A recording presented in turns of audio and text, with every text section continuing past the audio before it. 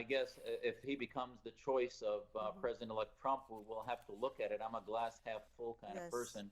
But you know, I have to tell you, I have concerns.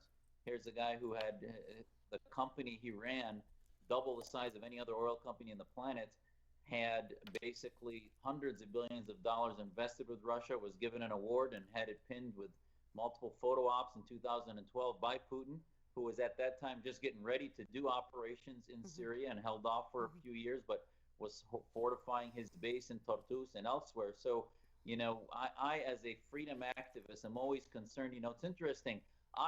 Many of the Muslims that I don't work with because they cozy up to dictators and Islamists and Yes. others.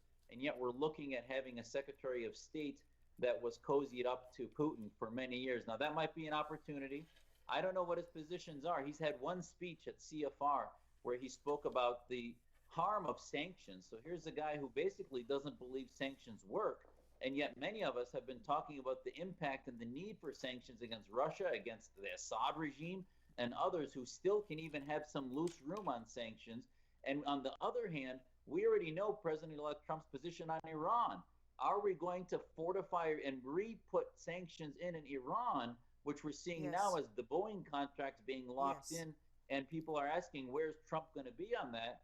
I hope Tillerson starts to step away from the corporate sort of kleptocratic environment and into a more firm diplomatic environment that sets red lines that mean something against some of the most evil actors on the planet, which include Putin, Assad, and others. We have so much respect for you, Dr. Jasser, and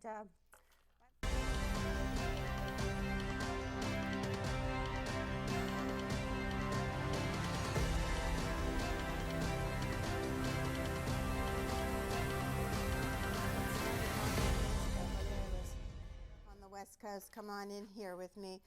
But we thank you very much. These are, please continue fighting the fight with me on social media. We are the voice of reason, of truth, accuracy, and the American way. Thank you so much for being here.